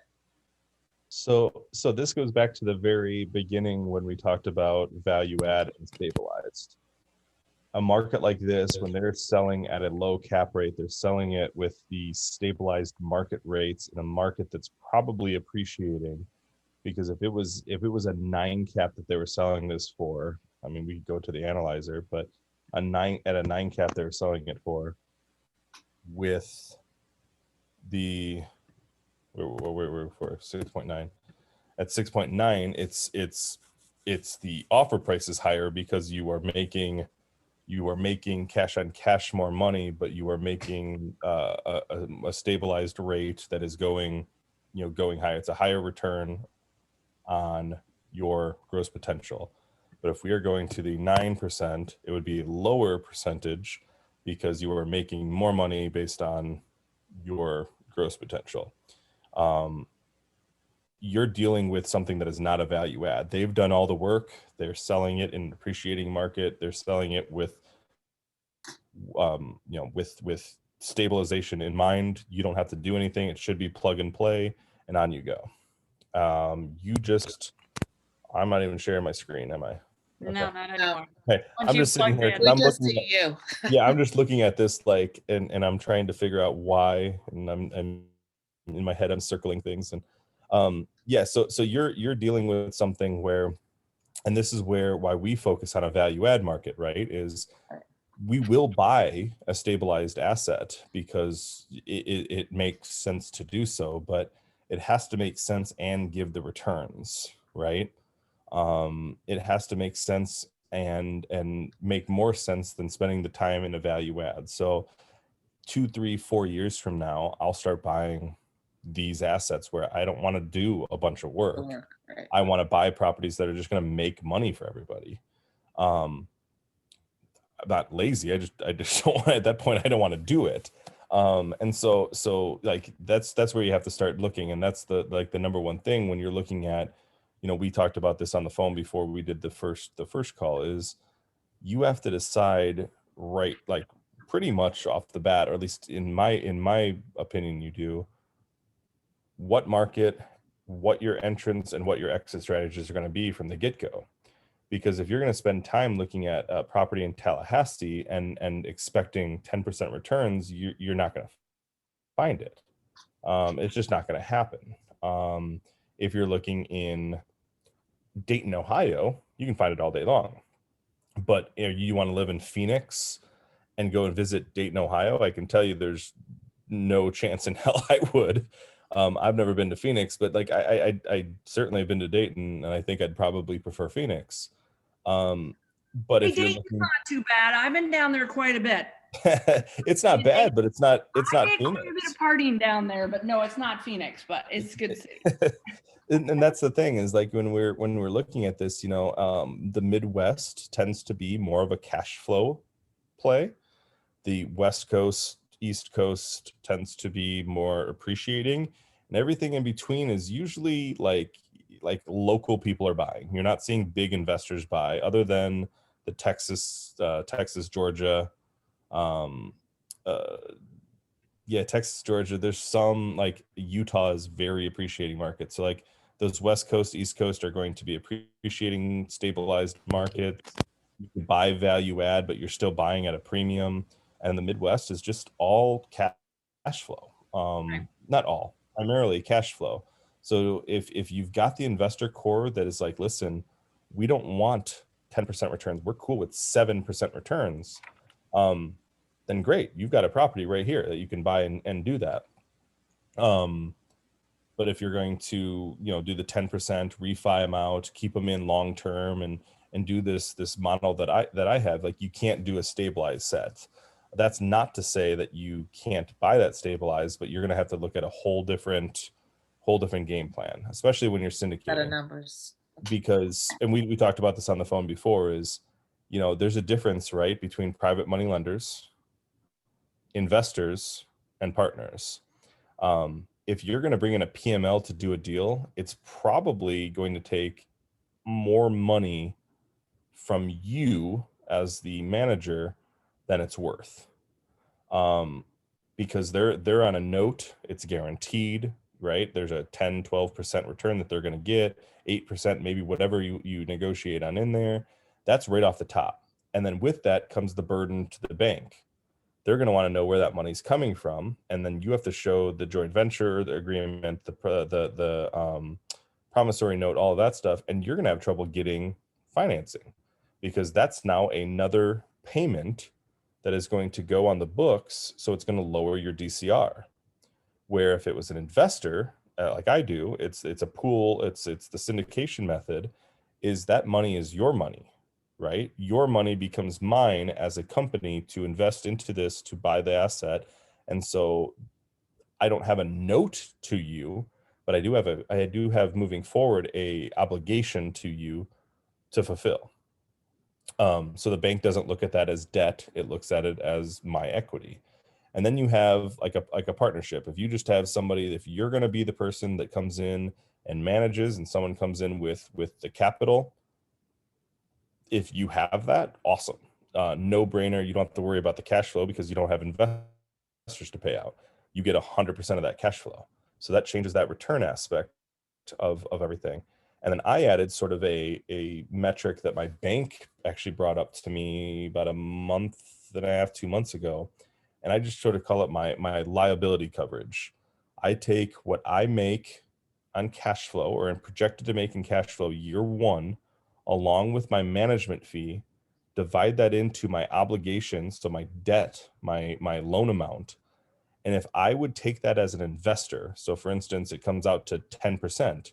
If I would take that as an investor, then I would take it as a owner. So what I mean by that is if it comes out to 4%, if I were to offer any of you 4% returns on your money, you would say no. So why would I take the liability of 4% into the deal? That's what I'm obligated to fulfill, is that mortgage. Why would I take a 4% return on my liability if I wouldn't give a 4%, if I wouldn't do 4% return into that deal? And it's something that the bank brought up. He's like, yeah, well, what's your liability coverage? I was like, it's not life insurance. I have no idea what you're talking about. And he said, well, he's like, tell me what your obligation is to what your money made is. And so I ran it, and there is a direct correlation between my liability amount across my portfolio and good deals. If all the deals that I've turned down do not fit something that I would ask you as an investor to take, or me as an investor would I take. So it's just kind of played out that well. And it's another metric that when you're looking at it, you're getting an idea of what your risk obligation is going to be and what your liability obligation is to that.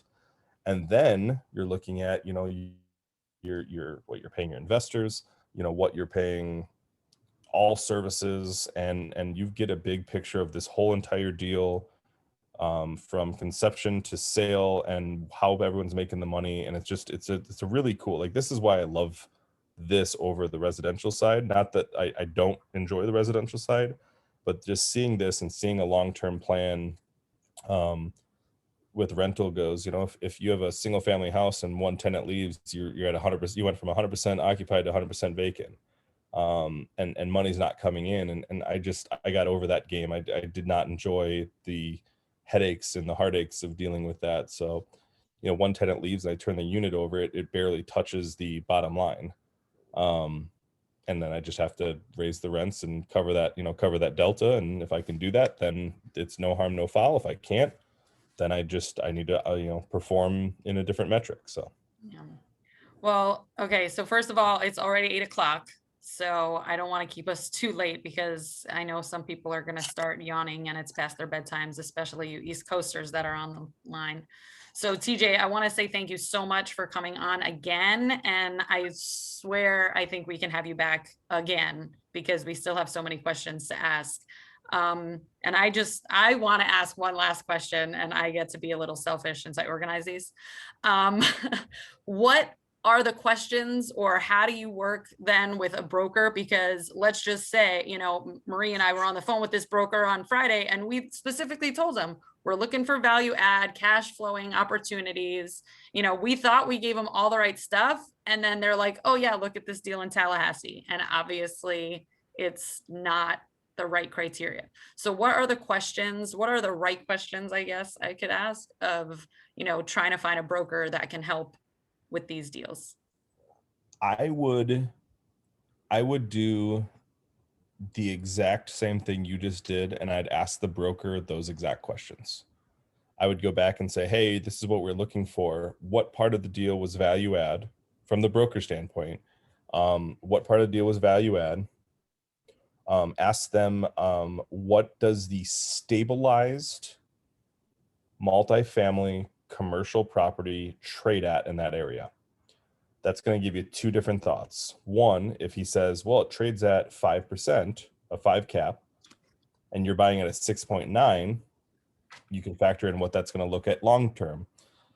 If he tells you that a stabilized sells at a 6.9, but he's also telling you that it's a value add, you know that you can buy this now at an 8.9 cap, and that's what he's actually looking for.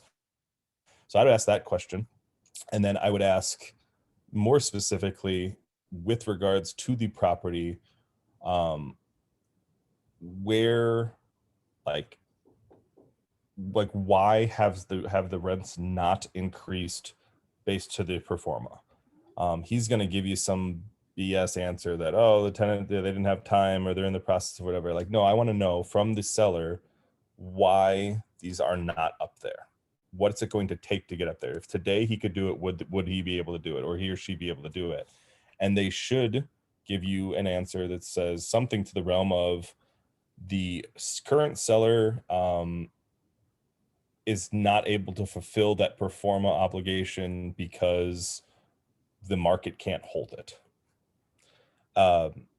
And then you've got both angles now. You know that the market is not able to hold that market rent that he's saying on his pro forma. That's part of the reason why it's not going up. And two, the market won't support that cap rate, that they're kind of just looking to get somebody that may or may not know how to analyze the deal, or may not care so much about that, and has cash to do it, right? They're going to give you a ton of stuff, as you saw. They're going to give you a ton of stuff to confuse and make all the deal look better than it is. The offering memorandum, they're going to give you the rent roll, they're going to give you all this stuff, and then they're going to say, this property is worth this because, man, look what it could be. And you're just pulling it back and saying, great, but this is what it is. And how if it could be that, why hasn't it been there? And ask the seller that. If a seller is truly looking to sell and they're actually motivated to sell with that, they're going to tell you, like, I'd have no problem telling a potential buyer where my shortfalls are. I mean, why wouldn't I? Like, it's going to cost me, but it's also like, they're going to find it anyway. I'd rather be transparent with them and say, listen, here's where I'm at, and this is why. And I know that's going to cost me. And if I did, and maybe that's just because I know that I get pissed off about pro forma numbers, but I have every intention to just say, hey, this is my property. This is what I have. This is how it's performing. And this is what I think it's worth. Tell me what you think. And let's open up negotiations, because I'm not too proud to take it on the chin if I'm doing something wrong. And if I'm doing something right, I'm also not too proud to ask for top dollar. So just have that, and then like I said, like with that broker, like, be specific with them. Like, say, like, what was it that was value add? Because I was very clear with you that I wanted a value add opportunity. So where was the value add in this play? And they should be able to give you some sort of answer with that. I think his response is going to be, well, they're only getting, $900 a month rent, and they can get $1,300 a month rent, but that's still not. And so then ask for that. So say, okay, so as a broker, can you give me a rent analysis? They should be able to do a market rent analysis pretty quickly. And if they can pull a market rent analysis and say that's the case, and then here's the deal, you look at that and you say, my God, if I do that, and the market does truly hold that, and now I bring this up, see what that new value is. You might be able to pay a premium on that property if you're willing to do that work, and for 6 to 9 months, up to a year, right? Because there could be leases that day signed where you don't make much money, but you have to find investors that are willing to see that and take that and say, hey, listen, I know from the get-go, here's my market analysis, my rent analysis. It could be getting 1,400, it's only getting 900. So in a 9-month, 10-month period, and you should be able to have that with a rent roll, you should see when those leases expire. My intention is to get this up to market value by offering them that. When they don't take it, I'm going to renovate that unit, get it to that $1,300, $1,400 market value. And now I've got a property that is substantially, more profitable than it was when we bought it. And now you're retrading, now it is a value add. Now you've added that, but you're going to have to take it on the chin in the beginning. If you truly believe in that property and in those numbers and what they're selling to you, I would do that, but you have to be transparent with the investors, and you have to find investors that are going to, give you money on that. Right. They're not going to see a return for a while. So. Yeah. And Marie, I think we saw it. He gave us that because that's all he had when we listed all our criteria. This is the closest thing he had to what we were asking for. So he said, this is really all I have right now. And this is, it was something for us to look at. Here's another thought too. I'm sorry, I know you guys got to go. So another thought with the broker is, most brokers that have in the commercial realm that have these properties publicly listed, in my opinion, are looking for a buyer's list. They often are selling these off market before they ever get to that. Now, off market is a smoke and mirrors. They're sending it to 100, 200 people that they know. And then their network is also getting all of that too. So it's not really off market in the sense that it's like no one's seeing it and like, oh, you're special getting it. It's that you're on a list of at least the 100, 200 people that they personally work with that it fits your criteria before it goes to the LoopNets of the world. Right. Once it goes to LoopNet, you're pretty much pretty much a fishing expedition.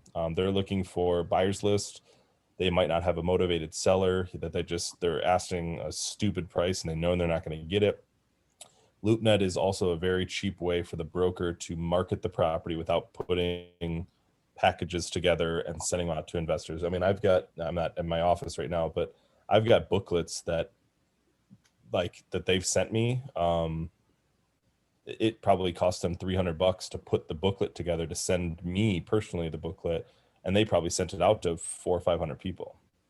And so there's a lot of money in that marketing side of things that if haven't done their job to get it sold off market, that it's going to cost them in the long run, because the seller's not going to pay for that, the broker is.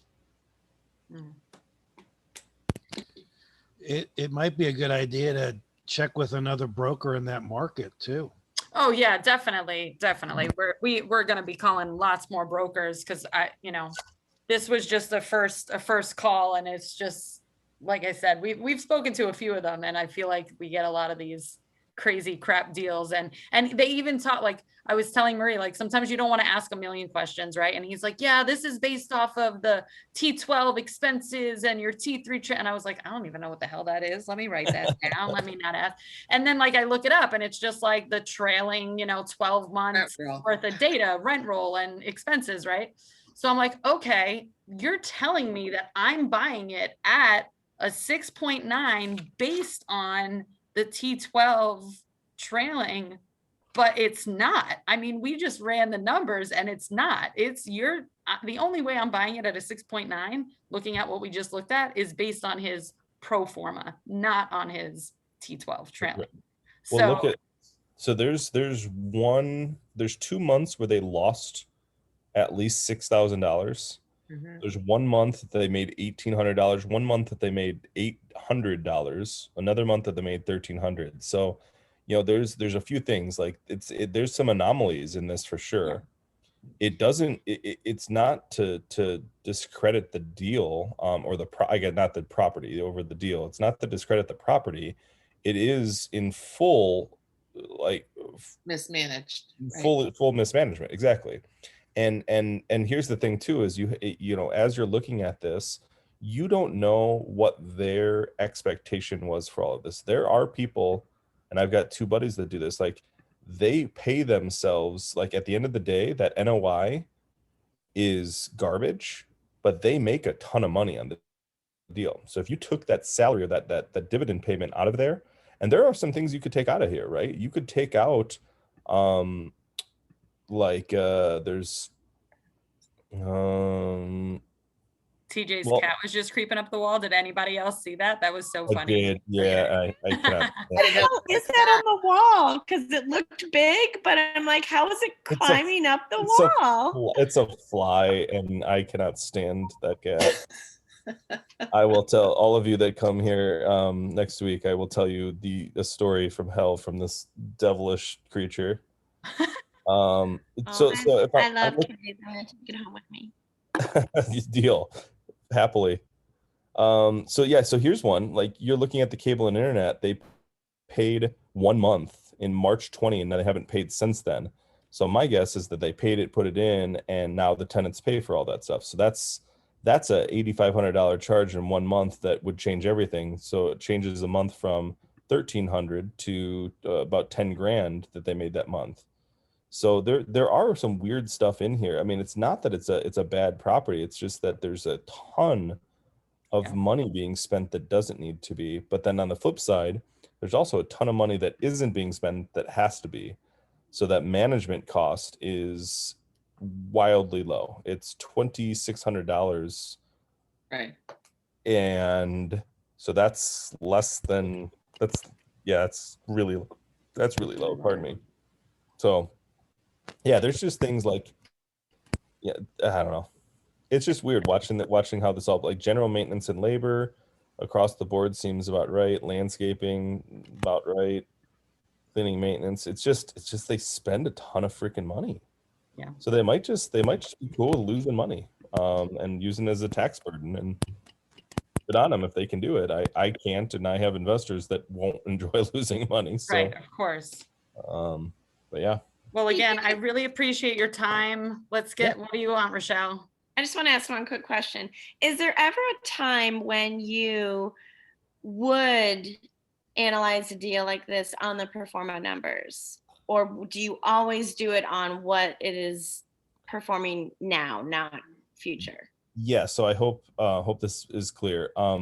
Yes, every single time I do. Your question was evaluate on the numbers. Yes, I would evaluate on the pro forma numbers, and I do every single time. I will not buy on pro forma numbers. So I will look to see what that looks like to get an idea of where it's at to where it could be, and then where I actually think it's going to be, and then work from there.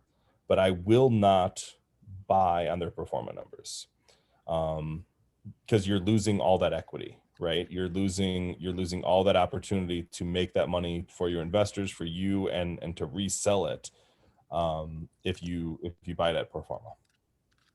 Okay, thanks so much. Yep. And yeah, I'm in like a cruise mode, so I know you guys have to go, but if there's anything you guys need, just let me know. Yeah, I just wanted to give people the chance to jump off if they do gotta run. Yeah, for sure. And like I said, I really appreciate it. I feel like not only could we have you come back and talk more about deals or analyzing them, but I think you do have a core, group of fans here that probably want to invest in some of your deals. And so I don't know if you like to kind of keep that down to just one-on-one, because I know that there is a level of, getting to know your investors on the syndication side, but maybe we could set up a smaller group, little Zoom, if anybody's interested, and we can ask all our doomsday questions, like I think I showed your deal to my mom the other day, like just like the email you sent me, and my mom's like, can he just run off with your money? I'm like, he's not freaking Bernie Madoff, Mom. Like, no, he's not just like gonna run off with my money. But there's those like doom and gloom. What's the worst case scenario? How, as an investor in one of your deals, even though you're showing us your deal analyzer and all these numbers, like how could we lose money, or what could go wrong? What's the, I feel like there's a lot. Downside. Yeah, what's the downside, and I'm sure every investor or some of them have asked you some of these questions. So I think it would be a really cool kind of like just even Q&A to go over some of that side of the things for people that do want to invest in your deals. Yeah, I say this every time. My attorney's number one job is to make sure I stay out of prison. And the PPM that every investor signs, it's very doom and gloom. But it's also, it spells everything out to the T. And to answer your question, no. I guess in theory, could I run out? Yes, I could. But there are a ton of legal protections for you, the investor, stopping any of that from happening. And you're investing in the idea that who I am, my path, my journey, my projections, my story, and that asset is just making you money. You're not investing in the asset, because it like, you're not going to go to Cedar Rapids. Well, you might, but you're not going to go to Cedar Rapids and look at the property every month. You're trusting that I'm going to be there taking the pictures, that I'm talking with the tenants. You're trusting me and my team of what's going on. And I again, my job is 100% dependent on you guys and the capital that you guys bring to the table. It takes one of you guys to tell one person, and I never get capital again. And I mean that it could get ugly quick, but it also, with regards to the lack of capital, I could just not have capital for deals. But what I kind of pride myself on is I keep everything super transparent. You're going to see the beginnings of the deal. You're going to see all access, my systems. I use that software AppFolio. I think some of you guys got an invite on that the past couple of days. So you see documents, you'll see the metrics of the deal, you'll see distributions, you'll see all of your stuff right there. So we play like we're a big investment bank in New York, and I'm really just a dude in Kalamazoo drinking beer in an office, hanging out, having a good time, making my investors money. So it's kind of that has 2 gauges in his ear. I have no cages in my hair. No cages in my I hair. know, I know. We're But gonna change that next week. if you could pull it off, if you can talk my wife into doing it, No, a really good piercing parlor in Kalamazoo. it's fair enough. Fair enough. I gotta wait till my cousin gets out of prison to get my tattoos. So might as well see what we can do with the ears. Sure. Oh, gosh. But All yeah, right. I can. Yeah, if you guys have questions, I don't care. It's basically on you guys. I mean, I'm not going to share your information with others. But if you guys want to talk about your positions or whatever like that with me, with others, I can do that. But if you guys do want to talk individually or outside of here about a deal, this deal or another deal, or just how it works in the future, I can put you in the portal and just let you know when deals come up, and we can stay in touch and go from there. Yeah, and then just officially, since I'm still recording, I do have your permission to share your deal analyzer with people that are on this call, correct? Yeah. Okay. Yeah. Good, because I've already sent out a few emails, but I wanted that that recorded. Yeah. Yes. Yes. Perfect. Now you got me. No, that's fine. Yep. I am. Yeah, with you guys, that's fine. I don't send it out to anyone that isn't people that I talk to. I mean, I wouldn't randomly send it out to somebody, but with your group, yeah, no problem. Thank you. All right, so I really do have to run because my kids are literally knocking on the door like, Mom, come give me a kiss and send them off to bed. So Awesome. I really, really do appreciate it, TJ. No It's problem. always a pleasure. Sounds And good. I look forward to seeing Everybody, you guys. TJ, you're awesome. Thank you. Yes, no thank problem. you so much for all your Okay. time. Absolutely, no problem, guys. Thank Great, you. thank you. Yeah. Good night. All right, bye. Thanks, bye. Good night, everyone. Good night.